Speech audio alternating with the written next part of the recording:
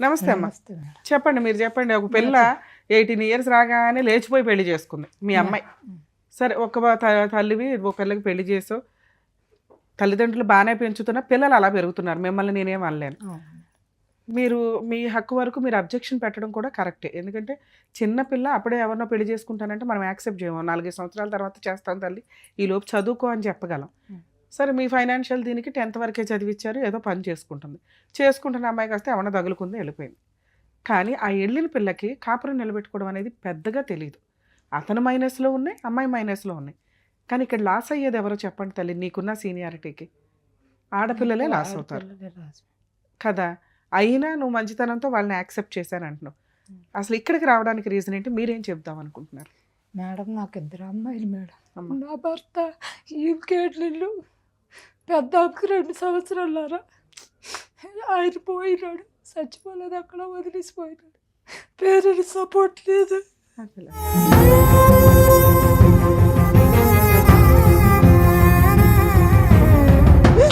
చాలా పెద్ద ఫ్యామిలీ నాది, చెప్పలేకపోతుంది. బాధపడద్దు, చెప్పండి. చేయగలిగినంత ఏదో న్యాయం చేద్దాం, చెప్పండి. అక్క చెల్లెలు అన్నదమ్ములు అందరూ ఉన్నారు. మా పెద్ద అమ్మాయికి 17 సంవత్సరాలకి మంచి సంబంధం కోరుండి వచ్చినారు, కట్నం లేకుండా చేసుకున్నారు. అబ్బాయి ఒక్కడే, నా అమ్మ లేదు, నాన్న ఉన్నాడు. వెనక ముందు అక్క చెల్లెలు అన్నదమ్ములు ఎవరు లేరు. మంచి సంబంధం, మేము మా ఫ్యామిలీ వాళ్ళు అందరూ వెళ్ళి చూసి చేసినాం మేడం. అమ్మాయికి బాబు, ఈ అమ్మాయికి 10th క్లాస్లో జాయిన్ చేసిన, 10వ తరగతి పాస్ అయ్యింది. ఇంటర్లో జాయిన్ చేసిన, 15,000 కట్టిన ప్రైవేట్ కాలేజీలో. నేను చదువుకుంటా, నేను గవర్నమెంట్ స్కూల్లో చదవను, నేను ప్రైవేట్లో చదువుతా అంటే నేను 4 ఇళ్లలో పని చేసుకొని బతుకుతాను. హైదరాబాద్ వచ్చి సొంత ఇల్లు కూడా లేదు నాకు. భర్త సపోర్ట్ లేదు, అత్తవారి సపోర్ట్ లేదు, పేరెంట్స్ సపోర్ట్ లేదు, ఎవరు లేదు. ఈ పిల్లలకి ఎలా పెంచుకొని వచ్చిందో నాకు తెలుసు, చెప్పలేకపోతుంది. 4 సంవత్సరాలకి తిండి పెట్టలేని అన్నం కూడా పెట్టలేని పరిస్థితులు. 4 సంవత్సరాలు గవర్నమెంట్ స్కూల్లో జాయిన్ చేస్తే గవర్నమెంట్ స్కూల్లో తీసుకోమని ఇస్తున్నారు. వాళ్ళ కాళ్ళు పట్టుకొని బతుకులాడు. ఎందుకు తీసుకోలేదు మీరు? 4 సంవత్సరాలు 5 పూర్తయితే తీసుకుంటాము సార్. నేను పోయి తిండి కూడా పెట్టలేను, ఇప్పుడే వచ్చిన హైదరాబాద్, నాకు ఏం తెలియదు అని చెప్తానన్నారు. ఏజ్ ఎక్కువ రాస్తామని చెప్పి. మీ హస్బెండ్ తప్పు, నీ తప్పు లేదు. మీ ఇంట్లో వాళ్ళు మీకు ఎందుకు సపోర్ట్ చేయలేదు? సపోర్ట్ అంతే, ఇంకేం చేయాలి మేడం, వాళ్ళు పేదోలే, కష్టపడి బతికేటోళ్ళు, ఎవరికి ఏం లేదు. ఈ పిల్లకి నా 2 సంవత్సరాలు, 1 సంవత్సరం ముందు పుట్టినట్టు గవర్నమెంట్ స్కూల్లో జాయిన్ చేసిన, చదువుకుంది. ఇంటర్లో నేను గవర్నమెంట్ కాలేజ్ చదవను, నేను ప్రైవేట్లో చదువుతానంటే మేడం వాళ్ళ దగ్గర డబ్బులు తెచ్చి కాలేజీలో జాయిన్ చేసిన. జాయిన్ చేసి 6 నెలలు కూడా వెళ్ళలేదు. నాకు చదువు మీద ఇంట్రెస్ట్ లేదు, నేను మానేస్తాను, నేను ఎక్కడైనా డ్యూటీ చేసుకుంటాను. ఇద్దరు ఫ్రెండ్స్, దీని ఫ్రెండ్స్ ఇద్దరు ఇద్దరు ఒకటేసారి జాయిన్ అయినారు, ఒకటేసారి మానేసినారు. మానేసి ఇంకా మేము డ్యూటీలు చేసుకుంటామన్నారు. వద్దమ్మా, డ్యూటీ వద్దు, నీకు ఏజ్ తక్కువ ఉంది, నీకు ఎవరు డ్యూటీ ఇయ్యరు, నువ్వు చదువుకో, నీకు ఎంత డబ్బులైనా నేను అప్పు చేసి మేడం వాళ్ళు కాలు పట్టుకొని నేను చదివిస్తా అని చెప్పిన.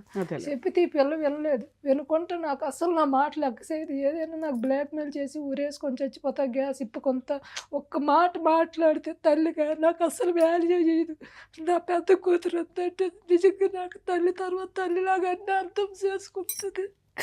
ఎవరికి చెప్పవద్దని చెప్పండి మేడం, నా బాధ. చదువు మానేసింది, అక్కడ పని ఎత్తుక్కుంది, పనికి వెళ్ళి ఆ అబ్బాయిని 4 నెలలు 5 నెలలు నాకు ఒకసారి చెప్పింది. వాళ్ళు అన్నారు, మేము వచ్చి మాట్లాడతామంటే వద్దు, ఇప్పుడు అమ్మాయికి పెళ్లి చేసిన పిల్లకి 16 సంవత్సరాలు ఏజ్ కూడా అవ్వలేదు. అమ్మాయి ఏజ్ అయిన తర్వాత నేను మాట్లాడతా, అబ్బాయికి క్యారెక్టర్ ఎలాడదు, వేరే దగ్గర డ్యూటీ చేస్తాడు, అవన్నీ నేను కనుక్కుంటాను, 3 సంవత్సరాలు టైం ఎత్తాను, 3 సంవత్సరాల లోపు అబ్బాయి క్యారెక్టర్ ఎలాడదు అవన్నీ చూస్తానని పిల్లకి చెప్పిన. అబ్బాయికి తల్లిదండ్రులు లేడు, ఆయన ఎలాగున్నాడో ఏటో తెలియదు కదా మనకి. నీ జీవితం ఖరాబ్ అయితే నా జీవితం, తండ్రి భర్త లేడు, ఇద్దరికి కష్టపడి పెంచినాను, నా పరిస్థితిలో నీది రావద్దని చెప్పేసి నేను ఎంత కాలు ఏలు పట్టుకొని బతిమలాడితే అబ్బాయి ఏం చేసిండు, లేదు నేను పెళ్లి చేసుకో, ఈ పిల్ల పనిచేసిన డ్యూటీ దగ్గర 2024 మే 8వ తేదీ పని చేసిన దగ్గరికి వెళ్ళి పుల్లు తాగేసి రోడ్ల మీద నేను చచ్చిపోతాను, నేను బయటకు రాకపోతే కారు కింద పడిపోతాను దీనికి బెదిరించినాడు.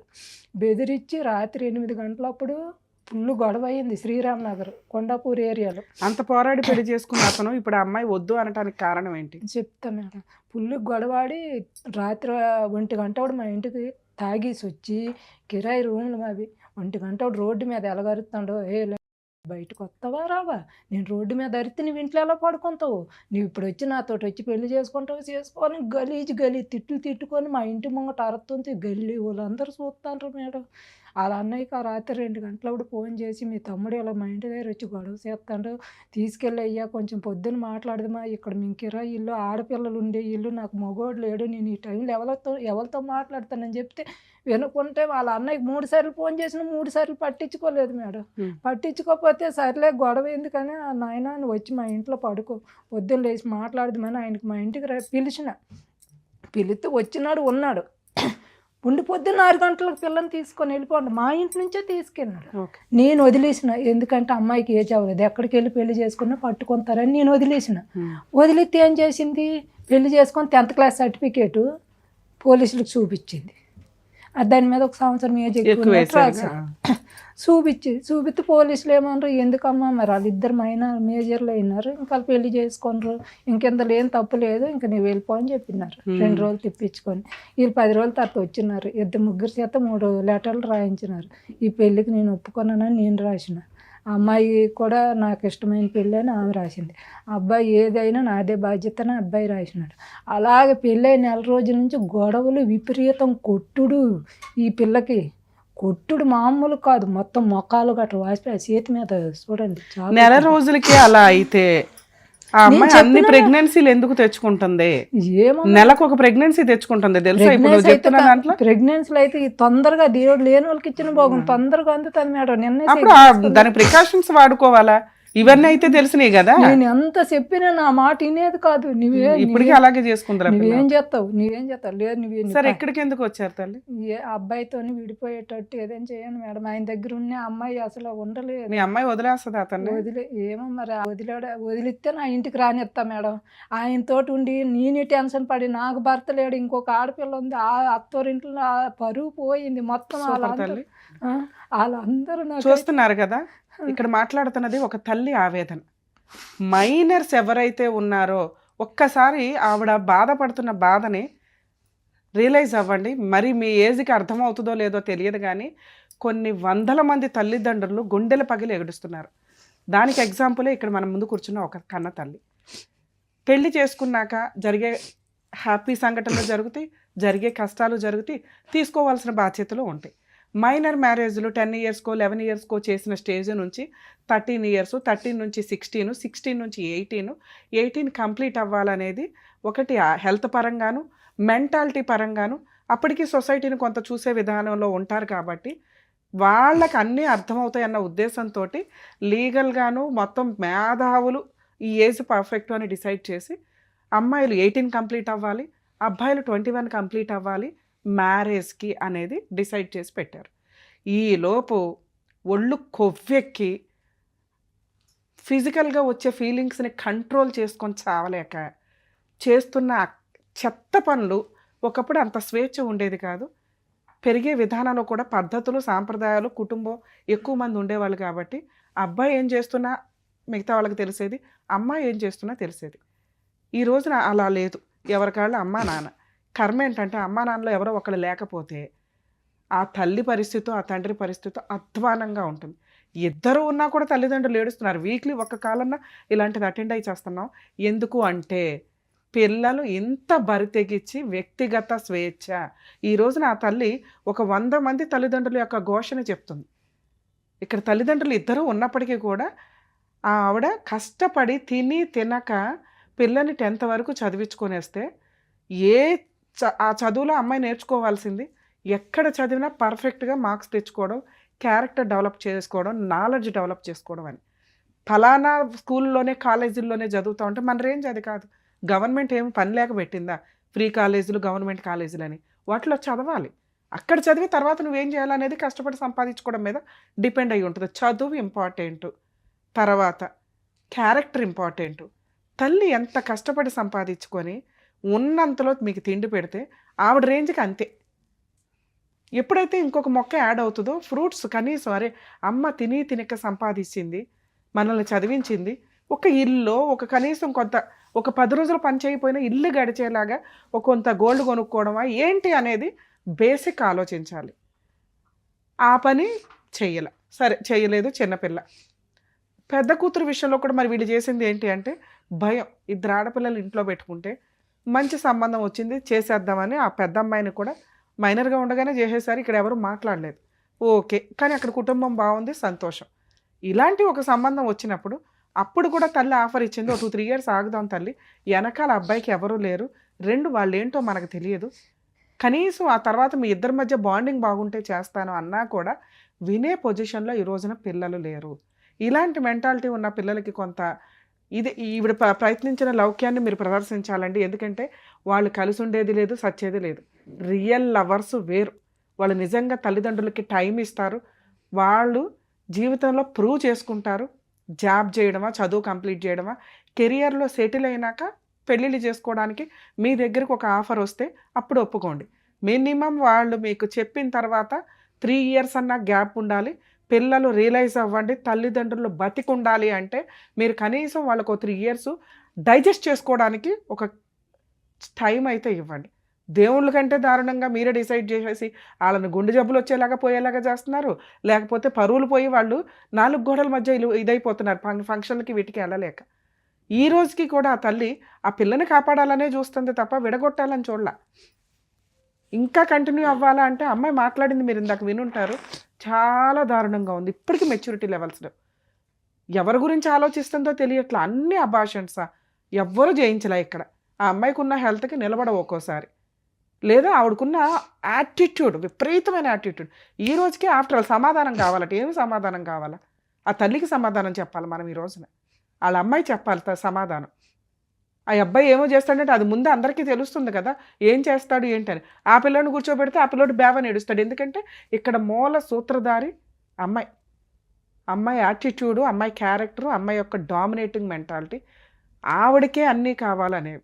సో సైకలాజికల్గా చాలా కౌన్సిలింగ్ ఇస్తే కూడా ఎంతవరకు వాళ్ళు డైజెస్ట్ చేసుకుంటారు అనేది కూడా డౌటే. ఎందుకంటే టీనేజ్లో ఉన్నారు. మనం చెప్పేది ఏది నచ్చదు, అర్థమో కాదు. ఇక్కడ ప్రాబ్లం ప్రెజెంట్ పిల్ల ఆరోగ్యాన్ని చూడాల్సిన అవసరం ఎంతైనా ఉంది. ఎందుకంటే తనకి తెలియక రిపీటెడ్గా ప్రెగ్నెన్సీలు తెచ్చుకుంటుంది. అలాగే అటువంటి అబ్బాయితోటి కంటిన్యూ చేయాలా వద్దా? బాల్ ఇప్పుడు ఆ అమ్మాయి గ్రౌండ్లోనే ఉంది. తల్లి కూడా దేనికైనా సపోర్ట్ చేయడానికి రెడీగా ఉన్నారు కాబట్టి ఆవిడ నిజంగా మీకు హ్యాట్స్ ఆఫే చెప్తున్నాను తల్లి. ఒక తల్లిగా మీకు 100 మార్క్స్ పడుతుంది. మీ భార్యాభర్తల మధ్య ఏం తగాదాలు ఉన్నాయో ఏంటి అనేది పక్కన పెడితే నువ్వు ఒక మంచి మాట అన్నావు, నా పెద్ద కూతురు నాకు అమ్మ లాంటిదమ్మా, అన్నీ అర్థం చేసుకుంటుంది అని. నిజంగా ఎక్కడో అక్కడ నీ నీ గోడు, నీ బాధ వినడానికి ఒక స్టేజీ దొరికింది. అలాగే నీ పెద్ద కూతురికి కూడా అర్థమవుతుంది నిన్ను కాపాడుకోవాలని. మీ అమ్మాయిని, రెండో అమ్మాయిని కూడా అలాగే చేద్దాం తల్లి. ఆ అమ్మాయి ఇప్పుడు సొసైటీని చూసింది, మనిషి ఎలాంటి వాడో తెలిసింది, ఎలా ఉంటారు మనుషులు అనేది కూడా కొంత అర్థమైంది. కాబట్టి మేబీ తల్లి వాల్యూ తెలుసుకుంటే తల్లిదండ్రులు కనిపించే దైవాలు, అది ఎవరు ఎప్పుడైతే రియలైజ్ అవుతారో కనీసం వాళ్ళకి పుణ్యం అయితే యాడ్ అవుతుంది. గుళ్ళకి వెళ్ళి ఓ దండాలు పెట్టవసరలా. గుడులు అనేది మనలో ఒక మంచి ఆధ్యాత్మికంగా మనం డెవలప్ అవ్వడానికి, మంచి ఆలోచన విధానానికి, మంచి ఆరోగ్యానికి అవన్నీ మంచి పద్ధతులే. ఎదురుగా ఉన్న తల్లిదండ్రులను మనం రెస్పెక్ట్ ఇవ్వలేకపోతే ఎట్లా? ఎన్నిసార్లు పోలీస్ స్టేషన్కి తిరుగుతాను మేడం, నాకు ఎవరు సపోర్ట్ లేదు. వద్దు తల్లి, ఇప్పుడు మీ అమ్మాయి ఏం డెసిషన్ తీసుకుంటుందో మనం చేద్దాం. పనికి వెళ్తే పనికి వెళ్ళకపోతే పని నుంచి తీసేస్తారు. హైదరాబాద్లో బతకాలంటే చాలా కష్టం, కిరాయిలు పెరిగిపోతుంది. ఈ పిల్లకి వద్దమ్మ ఎన్నోసార్లు పోలీస్ స్టేషన్కి తిప్పి కౌన్సిలింగ్ ఇచ్చిన అబ్బాయిలో మార్పు రావట్లేదు. అమ్మాయికి 2 సంవత్సరాలు అనుకోండి, పెళ్ళి కాకముందు 10,000 బండి కొంతనంతే నాకు తెలియకుండా షాప్ దగ్గర అడ్వాన్స్ తీసుకొని ఆయనకి ఇచ్చింది. పోన్లే తల్లి, మీ అమ్మాయితో మాట్లాడదాం, మాట్లాడేసి ఓకే నాన్న నువ్వు అక్కడ కాదు ఇక్కడ కూర్చుందురా. ఎందుకంటే మీ అమ్మగారు అక్కడ కూర్చొని ఉన్నారనుకొని ఆవిడ బాధ నువ్వు విన్నావు కదా, ఇక్కడ కూర్చొని నా పాత్రలో నువ్వేం చెప్పగలుగుతావో చెప్తావా? ఒక కన్నతల్లికి ఏం చెప్తావో చెప్పు.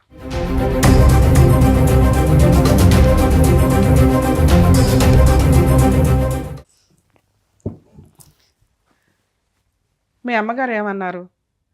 నా పిల్ల చిన్నపిల్ల, నా పిల్లకి ఏమీ తెలియదు, నా మాట వినదు. ఎందుకు మీరు అమ్మ మాట వినరు? అంటే ఆయనకు వద్దని నేను కూడా అనుకున్నా. నేను మీ లవ్ last గురించి time. మాట్లాడట్లేదు తల్లి. ఆ రోజు నేను నీతో మాట్లాడలేను, నువ్వు చిన్న పిల్లవి. ఈరోజు మీకు 20 years దాకా వచ్చింది, మెచ్యూరిటీ ఉంది. నేను మాట్లాడేది మీకు అర్థమవుతుంది. మీ అమ్మ ఘోష మీకు అర్థమయ్యిందా? మీ అమ్మ బాధ మీకు అర్థమయ్యిందా? అర్థమైంది. నాకు కొన్ని మాటలు ఇట్లా అనిపించినాయి, అరే ఒక తల్లి ఎంతమంది బాధపడుతున్నారు, మేము రెగ్యులర్ వింటాం. నేను తెలుసు అన్నారు మీరు. అవును. సో రెగ్యులర్ వింటున్నాను తల్లి. వీక్లో ఒక్కసారైనా ఇలాంటి కాల్ వస్తుంది. మీ అమ్మ పడే బాధ లాంటి తల్లిదండ్రులు, వాళ్ళకి మీరు ఏం సమాధానం చెప్తారో చెప్పండి. ఇలాంటి తప్పులు మాత్రం ఏ అమ్మాయి చెయ్యొద్దు. వినండి, ఎవరైతే ఫేస్ చేశారో ఆ అమ్మాయే చెప్తుంది. దయచేసి వినండి. ఆ ఏజ్లో వినకపోవచ్చు కానీ 2 yearsలో వాళ్ళ అమ్మ చెప్తున్నారు, రమ్య గారు చెప్పారు, రిపీటెడ్గా సమాజంలో ఎవరు చెప్పినా కూడా ఆ ఏజ్కి వినకపోవచ్చు. కానీ అదే ఫేస్ చేసేసిన అమ్మాయి ఈ రోజున మన ముందుకు వచ్చి కూర్చొని చెప్తుంది. ఏంటో చెప్పండి. ఇలాంటి పని మాత్రం ఏ అమ్మాయి చెయ్యొద్దు. ఎందుకు లవ్ చేయొద్దా? లవ్ చేయాలి, కానీ పేరెంట్స్ మాట ఫస్ట్ వినాలి. సూపర్. వాళ్ళకంటే ఫస్ట్ ఉండేది మీతోటి ఫస్ట్ నుంచి ఉంటుంది పేరెంట్స్, కాబట్టి లవ్ కంటే ఫస్ట్ మీరు పేరెంట్స్ మాట వినాలి. ఎందుకంటే ఎంతైనా మీకు ఏదైనా పేరెంట్సే తప్ప లవ్ కానీ హస్బెండ్ కానీ ఎవ్వరు రారు. ఇప్పుడు నేను చూసాను మేడం, నాకు ఎన్ని గొడవలైనా ఎన్నైనా మా అమ్మనే నాతో తిరిగింది, కానీ ఆ అబ్బాయి మాత్రం కొంచెం కూడా పట్టించుకునేదే లేదు. నాకు అర్థమైంది. నాకు ఈ టైంలో నాకు క్లారిటీ వచ్చింది. నేను అక్కడి నుంచి వచ్చింది అబ్బాయితో నేను మాట్లాడాలని కూడా అనుకోలేదు మేడం. ఎందుకంటే అక్కడనే కొంచెం క్లారిటీ ఇచ్చాడు అబ్బాయి నాకు వద్దని. నాకు కొంచెం ఏంటంటే అబ్బాయి ఎందుకు వద్దు అనుకుంటున్నాడు, అదొక్కటి నాకు క్లారిటీ కావాలి మేడం. ఓకే తల్లి. ఇంకొకటి, ఇప్పుడు మీ అమ్మగారు డెసిషన్ నీకే వదిలేశారు, పడిన నరకం చాలు అని. ఈ అబ్బాయి మళ్ళీ 2 రోజుల తర్వాత వచ్చి మళ్ళీ కాళ్ళు పట్టుకుంటే ఏం చేస్తావు? ఆయన రాడు మేడం. వచ్చినా కూడా నాకు వద్దు మేడం. ఎందుకంటే నేను నా చిన్న ఏజ్ లోనే నేను పడింది నాకు చాలా అయిపోయింది. నేను చాలా చూసిన, నేను ఎంత దగ్గర ఒక 10 kgs లాస్ అయిపోయినా నేను మ్యారేజ్ అయిన తర్వాత ఆ అబ్బాయి వల్ల. అమ్మ మీరు ఇక్కడికి వచ్చి నుంచోండి ఒకసారి. మీ అమ్మ ఒక మాట అంది, తల్లి నా పెద్ద కూతురు నాకు తల్లితో సమానం. అర్థమవుతుందా? అంత సపోర్టు మోరల్గా పెద్దమ్మాయి ఇచ్చింది. అంతకంటే ఎక్కువ బాధని నీ బిహేవియర్ వల్ల నువ్వు ఇచ్చావు. ఒక్కసారి కాళ్ళకి దండం పెట్టి సారీ చెప్తాను.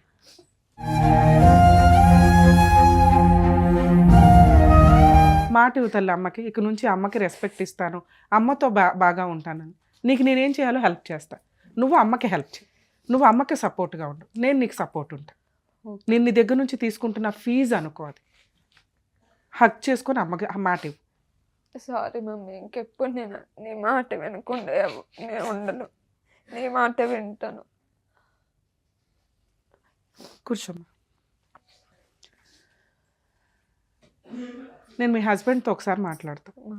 నాన్న ఇప్పుడప్పుడే నీకు ఇంకో పెళ్ళి అవసరం లేదు, ఏ ప్రాసెస్ అవసరంలా, మీరు ఇంకొక 5 to 7 years టైం తీసుకోవచ్చు. ఆ ఏజ్లో ఈ రోజున ఆడపిల్లలు పెళ్ళిళ్ళు చేసుకుంటున్నారు 25 to 27. సో నీకు ఇంకా 5 to 6 years పైనే టైం ఉంది. ఏం పని చేస్తావు, ఎంత సంపాదించుకుంటావు, ఏం కొనుక్కుంటావు, ఇవి ఇంపార్టెంట్. గోల్డ్ కొనుక్కుంటావా, కనీసం ₹1 ఇన్వెస్ట్మెంట్ పెట్టుకొని కొంచెం ల్యాండ్ కొనుక్కోగలరు. మ్యారేజ్ కాకముందు నేను డ్యూటీ చేసుకొని చేసావు తల్లి. సేవింగ్స్ చాలా చేసుకున్నా మేడం. ఏం చేసావు? వేస్ట్ సేవింగ్ చేసుకొని మా మమ్మీకి ఇచ్చాను నేను. సేవింగ్స్ చేసుకొని తర్వాత నాకు మ్యారేజ్ అయిన తర్వాత ఆ పర్సన్ కి నేను అన్ని పెట్టాను. ఫస్ట్ నా శాలరీ ఆయన అకౌంట్ లోనే పడుతుంది. నా శాలరీ నుంచి ఇంట్రెంట్ వెళ్ళాలి, బండి ఫైనాన్స్ వెళ్ళాలి, ఇంట్లో ఖర్చులకు వెళ్ళాలి, అన్నీ నా సైడ్ నుంచి వెళ్ళాలి. కనీసం నాకంటూ ఆయన ₹1 ఇచ్చింది లేదు.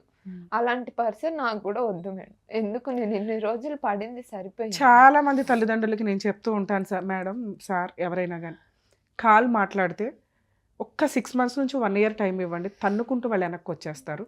ఎందుకంటే అవన్నీ కూడా షార్ట్ టర్మ్ డెసిషన్స్తో కూడిన మ్యారేజ్. వన్స్ కుటుంబం నిలబెట్టుకోవడం, భర్తకి సేవ చేయడం, లేకపోతే భార్యకి ఇంపార్టెన్స్ ఇవ్వడం అనేది వాళ్ళ మెచ్యూరిటీ లెవెల్స్కి చాలు. వెనక్కి వచ్చేసిన రోజున లీగల్గా ఏం చేయాలి, అప్పటి వరకు కొంచెం అమ్మాయికి ఆ బ్రీతింగ్ టైం ఇవ్వండి, లేదా అబ్బాయికి ఆ బ్రీతింగ్ టైం ఇవ్వండి. నా మీ కేసులో వద్దు, కానీ ఒకసారి మాట్లాడదాం. ఎందుకంటే ఇన్ని అబార్షన్స్ ఇట్లా చేసిన కేసుల్లో మీరు చేసిన మిస్టేక్ ఏంటంటే మీకు ఆల్రెడీ మీది ఏదైతే మైనర్ ఏజో అది చెప్తున్నారు, యాక్చువల్గా అది ప్రూవ్ చేయడం కుదరదు. మీరే అడ్మిట్ అయిపోయారు, ఒక 1 year ఎక్స్ట్రా వేసుకొని డాక్యుమెంట్ పరంగా. సో మీది లీగల్గా వ్యాలిడ్ మ్యారేజే. ఓకే, బిలో 19 లోపు చేసుకునే మ్యారేజ్ మైనర్ మ్యారేజ్. అంటే 18 వచ్చిన వెంటనే పెళ్లి చేసుకుంటే లీగల్ కాదు, 18 కంప్లీట్ అయినాక చేసుకునేది లీగల్. సో మీరు ఆ రకంగా చూసినా మీరు 18 కంప్లీట్ అయినాక చేసుకున్నట్లే, ఎందుకంటే 1 year ఎక్స్ట్రా వేసుకొని చేశారు కాబట్టి. సో ఇక్కడ మీరు లీగల్గా 100% అతనికి స్ట్రాంగ్ డోస్ ఇవ్వగలిగే అంత కెపాసిటీలో అయితే మీరు ఉన్నారు. కొంచెం దానికి మీకు ధైర్యం కావాలి. మీరేమనుకుంటున్నారంటే పోలీస్ స్టేషన్కి ఎవరు తిరుగుతారు, జాబ్ వేస్ట్ అవుతుంది, కోర్టుల చుట్టూ ఎవరు తిరుగుతారు, టైం వేస్ట్ అవుతుంది, దీనివల్ల మనం ఒక 4 రోజులు ఏదైనా జాబ్ చేసుకుంటే రూపాయి వస్తుంది అనుకుంటున్నారు. కానీ ఒక వ్యక్తి నిన్ను మ్యానిపులేట్ చేసి వాడుకున్నప్పుడు న్యాయం కోసం కూడా మనం అంతే కష్టపడాలి. నువ్వు ఒకసారి తిరిగితే వాళ్ళు 20 సార్లు తిరగాల్సి వస్తుంది. ఎప్పుడైతే సెటిల్మెంట్ జరిగిద్దో మ్యూచువల్ డైవర్స్. కనీసం ఈ పని అయితే చేయండి. మీకు ఆల్రెడీ పోలీస్ స్టేషన్ తెలిసింది, కౌన్సిలింగ్కి వెళ్ళారు, నా కోసం ఒక ఎఫ్ఐఆర్ చేయించండి. చేయించిన తర్వాత డైవర్స్ వేయడమా, కాంపెన్సేషనా, మెయింటెనెన్స్ అనేది నేను చెప్తాను మీకు. ఇంకా డీవీసీ వేయండి అని ఏమీ చెప్పట్లే. 498 కేసు అనేది ఒక ఆయుధం నీకు ఒక రకంగా. ఎందుకంటే ఇవన్నీ కూడా క్రూయాలిటీ జరిగినాయి. ఇవి ప్రూవ్ చేయకుండా మనం డైరెక్ట్గా డైవర్స్లోకి వెళ్ళలేం. అర్థమవుతుందా? ఒకసారి మీ హస్బెండ్తో మాట్లాడతాం, ఫోన్ చేద్దాం. హలో హలో, ఎవరు? సుమన్ టీవీ నుంచి న్యాయవేదిక ప్రోగ్రామ్ అడ్వకేట్ రమ్య అని మాట్లాడుతున్నానండి. చెప్పండి మేడం. మీ వైఫ్ వేదా గారు వచ్చారు ఇక్కడికి, న్యాయం కావాలి మేడం అని. ఇప్పటికి 2 years మ్యారిటల్ రిలేషన్లో 6 times అబార్షన్స్ అట. మొన్నేమో మీరు ఏదో సూసైడ్ అటెంప్ట్ చేయపోయారంట, అమ్మాయి ఇంట్లో నుంచి బయటకు వచ్చేస్తే. ఏంటి ఇప్పుడు అసలు మీ ఇద్దరు కలిసి ఉండే ఉద్దేశం ఉందా లేదా? లేదు మేడం, వద్దనే అమ్మాయి వాళ్ళ అమ్మ అందరూ వచ్చి మాట్లాడారు. నేను కూడా వద్దనుకుని ఉన్నాను కదా మేడం. మరి ఎందుకమ్మా అన్నిసార్లు ఇంటి మీదకి వెళ్ళి మరీ పెళ్లి చేసుకున్నామంట కదా? ఒక ఆడపిల్లని అట్లా పెళ్లి చేసుకొని 6 సార్లు అభాషణ చేసి వదిలేస్తానంటే ఎట్లాగా? ఇప్పుడు మళ్ళీ అర్థం కాలేదు మేడం. అన్నిసార్లు అభాషణలో ఎందుకు చేయించావు నువ్వు అమ్మాయికి? నేనేం నా సొంతంగా నేను చెప్పలేదు మేడం. అమ్మ లేదు, పిల్లలు కావాలంటే ఏమంటారు ఇట్లా అన్ని ఉన్నప్పుడే నేను చేసుకుంటా, మా పిల్లల పేరు మీద ఏదో ఒకటి ఉన్నప్పుడు అని చెప్పి వచ్చా ఉంటే అట్లా దాని గురించి అయింది మేడం, అంతే. లైన్ లో ఉండండి. ఏంటి మీరు ఏదో అడుగుదాం అనుకున్నారు, చెప్పండి. మళ్ళీ ఇప్పుడు నేను ప్రెగ్నెంట్ ఉన్నా కదా మేడం, దానికి ఏమంటాడు ఆయన? ఆ సమాధానం ఏమంటాడు? మళ్ళీ మేము వెళ్ళినప్పుడు కూడా ఆయననే వద్దన్నాడు, కానీ మేము అక్కడ వెళ్ళి ఫైట్ చేసింది ఆయన గురించి, నా బేబీ గురించి. నేను ఇప్పుడు ప్రెగ్నెంట్ ఉన్నాను, నాకు వద్దన్నాడు, రోడ్డు మీద వదిలేశాడు.